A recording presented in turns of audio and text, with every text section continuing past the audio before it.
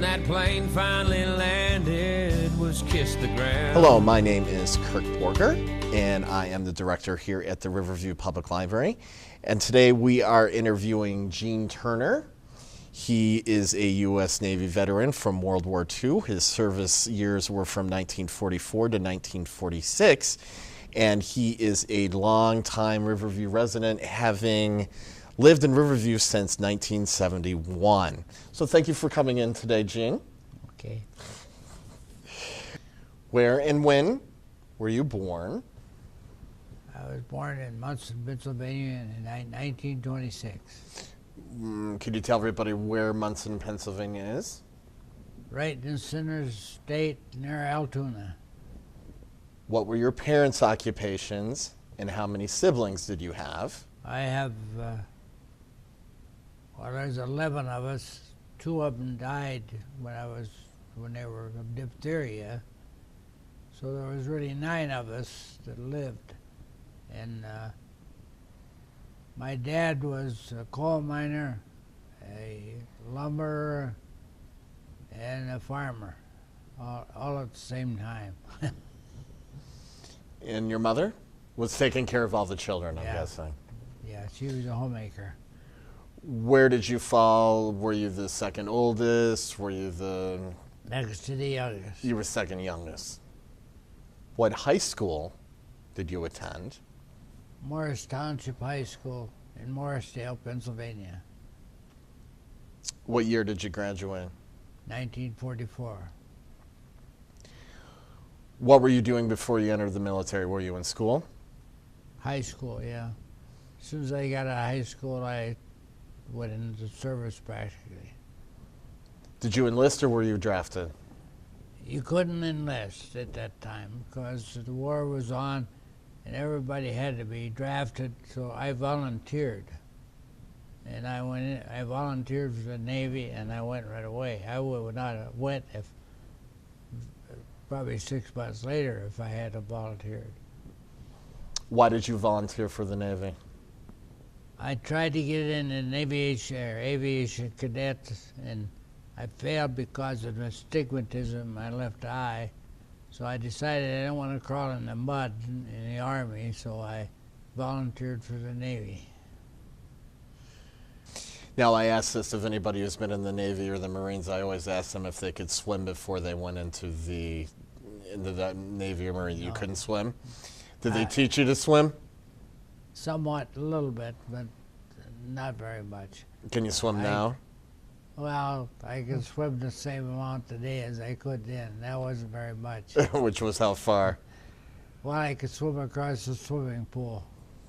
Were any of your family members in the military before, during, or after your service? Yeah, I had a brother who was in the Army.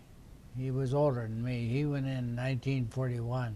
He went through the whole thing. He went through all 4 years. Yeah, and he started in North Africa, went to Sicily, to Italy, to France, to Germany. Where was your basic training? Great Lakes Naval Training Center, Waukegan, Illinois, which is near Chicago. I get that out for you. What did you learn in basic training? How to shine floors. That's it? Did you learn anything else? Yeah, we learned how to, we operated some guns and things like that, but I didn't have any use for that after I went aboard ship. Well, growing up in rural Pennsylvania, I'm imagining you were already familiar with guns and that kind of thing. Oh yeah, I used to go rabbit hunting when I was 12, 15 years old. Did you have any specialized training? No. No. I was aboard ship when I went in as striking, what they say, striking for an electrician. That's what they call it in the Navy, you're striking. What does that mean? That means you're trying to be an electrician, you're learning the trade. Oh. After your basic training in Chicago, where did you go? Well, like I said, my dad, I went on leave for 10 days after basic training, and I went back to Pennsylvania. And my dad was very sick. He was operated on, and they found he had cancer of the liver. So I got 10 days extension of my leave. When I went back to Great Lakes, I was signed to another group, and I was sent to California. And then from there I was drafted to go aboard the Kid.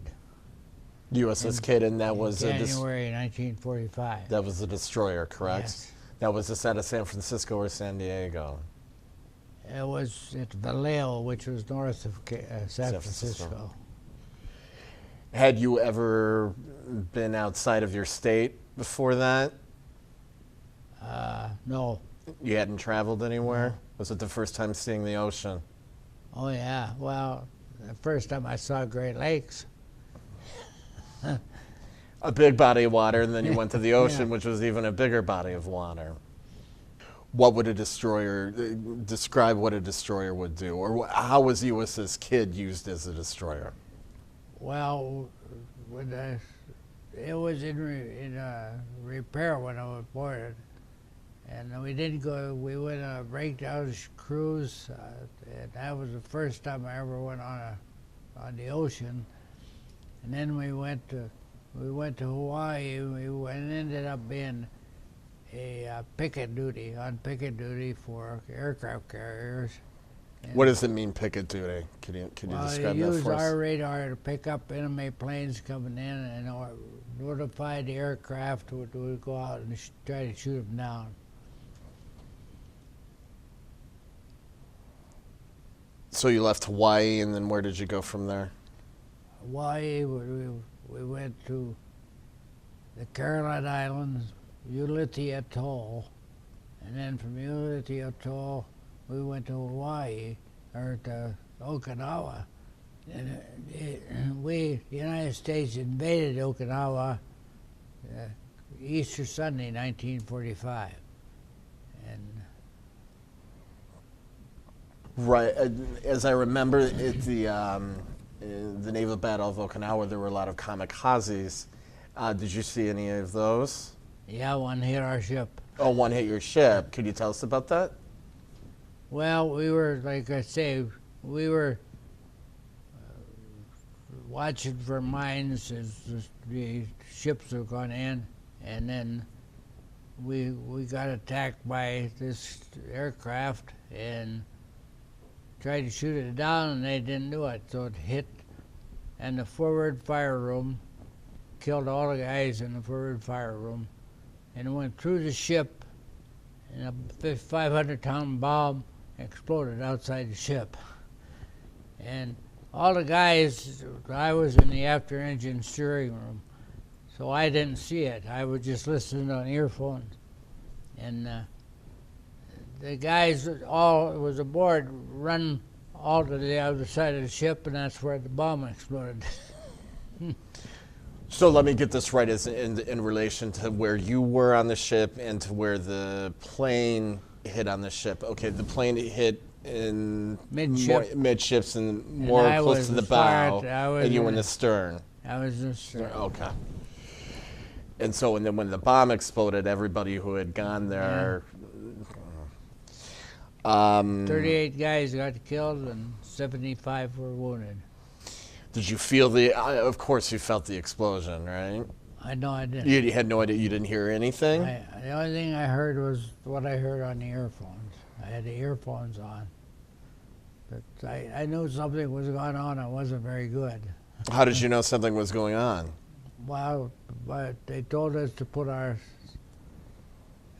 life vests on and get ready to go, in case the ship sunk. So I knew something bad was happening. Did the ship sink? No.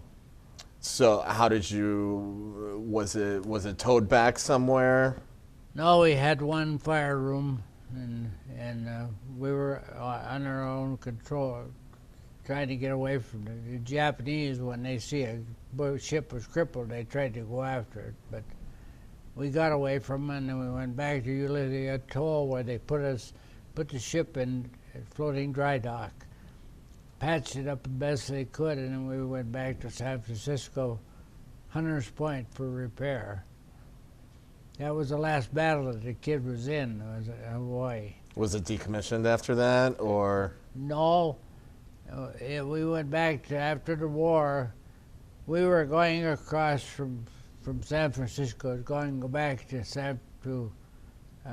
Okinawa, or not Okinawa, to Hawaii, Pearl Harbor. We were just in the middle of the ocean, and the war ended. August, 14th or something, 1945. So we went to Hawaii, and then we went back, and they sent us back to San Francisco, put the USS Kidd in mothballs. We did all that, and then I was into the USS Dobbin. Was that a destroyer also? No, I was a destroyer tender. I ended up being a movie operator. A movie operator, what, on the Dobbin? On the Dobbin, yeah. If you could explain to everybody, not everybody is going to know what a destroyer tender is. Could you describe what that is? Well, it maintains parts or whatever for their destroyer. I'm not really sure what their duty was, because I never got into that too much. I was a movie operator. Was that your only duty on the Dobbin, was a movie operator? You had to do some other things. That was my only duty. Your only duty. I had a boat assigned for me to go to shore to pick up the movies. I'd bring them back, and I'd have to rewind them and make sure that they were all right, and be ready to show them at night. Did somebody have to train you on that, or? Yes, Yeah. the guy that trained me was going to go on leave. He was from St. Louis. So he went on leave, trained me, and he went on leave. So I still see there's a little dot comes on the screen when they're going to tell you to change reels. Yeah, I still see that. The USS Kidd is a floating museum, I believe. In where? Have you visited the USS Kidd since then? Yeah, my family and I went down to Baton Rouge, Louisiana. It's a museum in Baton Rouge, Louisiana. And they treated us like chiefs that day. My family, they got crawl into my bunk, and they really enjoyed that trip. How did you stay in contact with your friends and family? How much did you tell them of your experience of what was happening? Not very often. Not very often. We would maybe get a letter once in a while, but not very often. Once we'd get back to Hawaii, I would get some letters. In fact, I got a package from a man by the same name as me. Only thing, his family lived in Nebraska. When you weren't on duty, what did you do?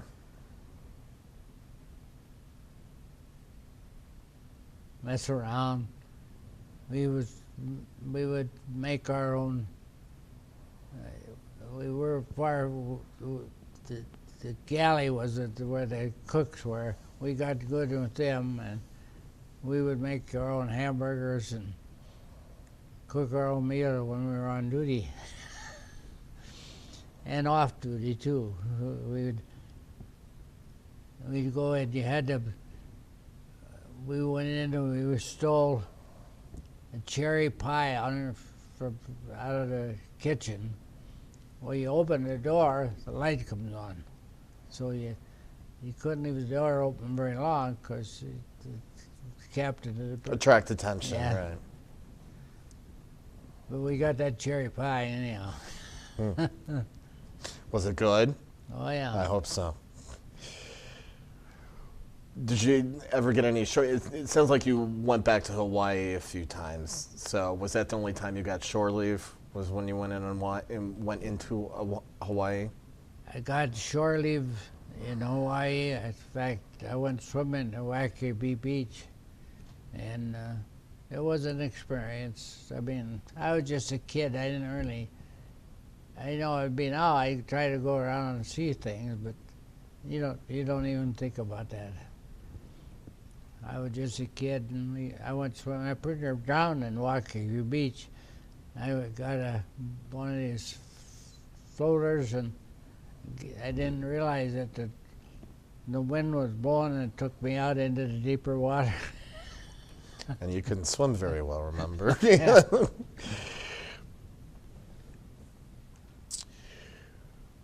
You were discharged in 1946. Yes. Where did you go after you were discharged? I went back to Pennsylvania for, well, that summer. I played ball all summer. I was belonged to the 5220 Club.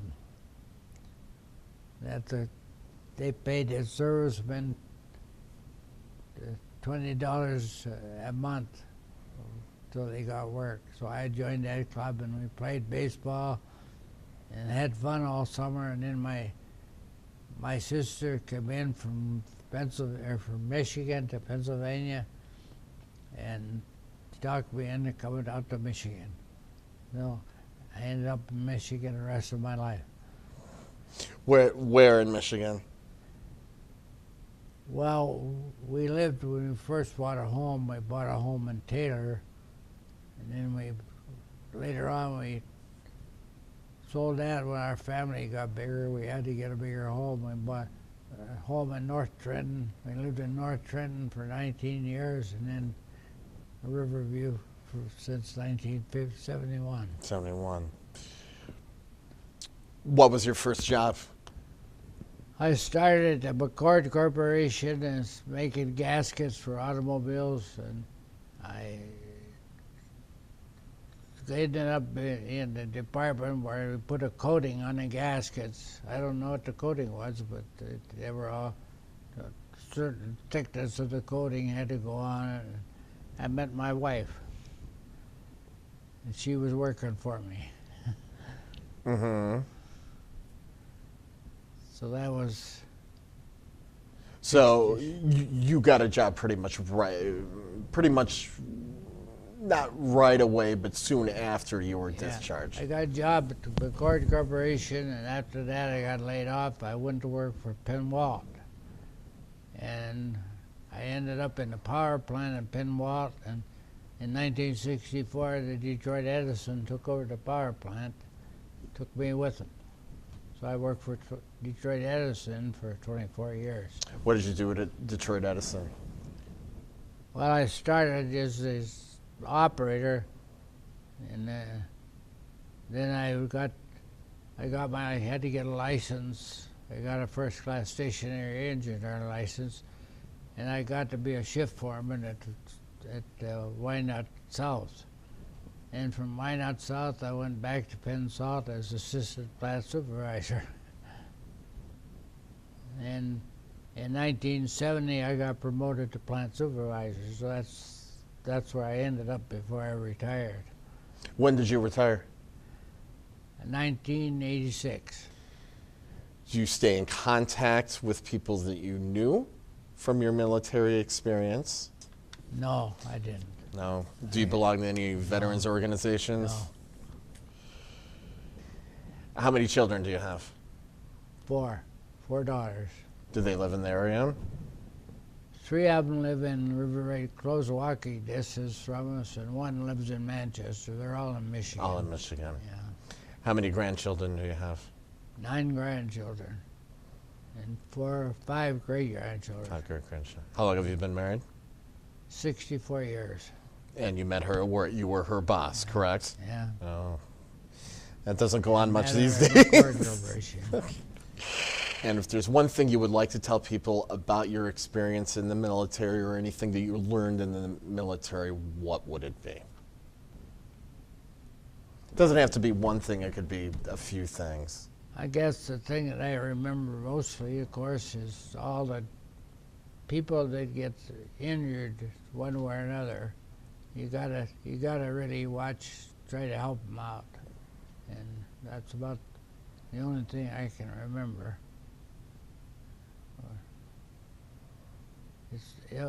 I had a very dull life. You did? Yeah. Why do you say that? I mean, I'm not a real exciting person. I don't drink, and so I don't get around that much. We belonged to the Riverview United Methodist Church. When did we join? 1954. We belonged to the Riverview Methodist Church. I worked a lot at the church, but that's about it. I got a lot of friends at church, but that's about all I can say about my life. You didn't learn anything in the military that's carried over into your life afterwards? Well, I ended up the electrical, being able to understand more about electrical, and I've been able to use that, yes. Okay. All right, Gene. Well, thank you for coming in today, and thank you for letting me interview you. And thank you for your service to our country. It was very nice to meet you.